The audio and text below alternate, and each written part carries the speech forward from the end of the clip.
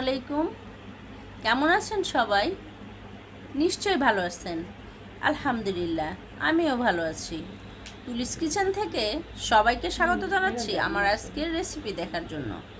আমি আজকে আপনাদের জন্য নিয়ে এসেছি মুরগির বুকের মাংস দিয়ে কিভাবে চিকেন ফ্রাই করা যায় এই রেসিপি। দেখে মনে হবে আমি শাসলিক বানাচ্ছি, তবে এটা শাসলিক না, কিন্তু আমি চিকেনটা ফ্রাই করেছি শাসলিকের মতো করে। চলেন এবার তৈরি করা যাক। আমি এখানে বড় একটি মুরগির বুকের মাংস পুরোটাই নিয়েছি এবং এই মাংসটাকে একটু বড় সাইজ করে কেটে নিয়েছি। এবার আমি এটাকে ম্যারিনেট করে নেব। আমার লাগবে 1 টিস্পুন রসুন বাটা, 1 টেবিল স্পুন ধনে পাতা, 1 টিস্পুন লবণ, 1 টিস্পুন মরিচের গুঁড়া, 1 টিস্পুন সয়া সস, আর দিব একটি ডিম।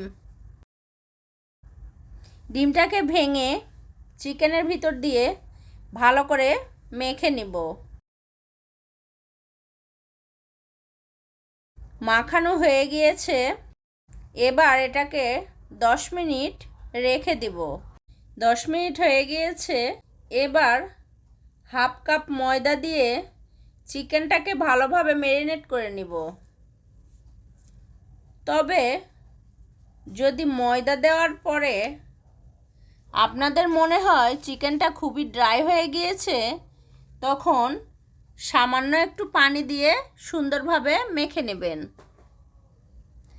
আবার পানি যাতে বেশি না হয় সেদিকে খেয়াল রাখবেন।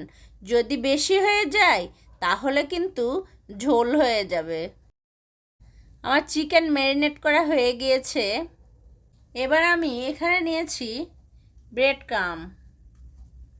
আপনাদের যদি ব্রেড ক্রাম্ব না থাকে তাহলে আপনারা কয়েক পিস পাউরুটি তাওয়ার মধ্যে একটু গরম করে ব্লেন্ডারে সামান্য গুঁড়ো করে নিলেই হয়ে যাবে।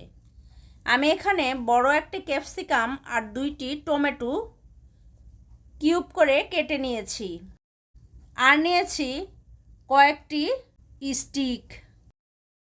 এবার আমি একটি করে চিকেনের টুকরা ব্রেড ক্রাম্বে গড়িয়ে টুথপিক স্টিকে চিকেন দিয়ে ক্যাপসিকাম আর টমেটো দিয়ে ভালোভাবে চেপে চেপে গেঁথে নেব।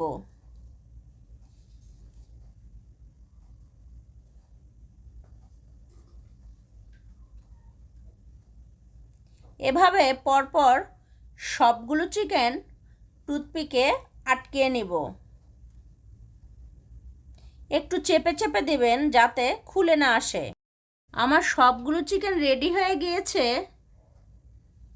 দেখেন কত সুন্দর লাগছে। এখন আমি চিকেনটাকে ভেজে নেব। আমি চুলায় একটি ফ্রাই প্যান দিয়ে তাতে সামান্য পরিমাণে তেল দিয়ে দিব, আর তেলটা গরম হওয়া পর্যন্ত অপেক্ষা করব। তেল গরম হয়ে গিয়েছে, এবার আমি চিকেনগুলো দিয়ে দিব। চিকেন এক পাশ ভাজা হয়ে গিয়েছে, এবার উল্টিয়ে দিব।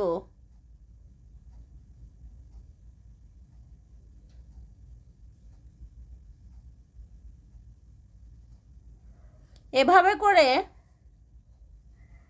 এপাশ ওপাশ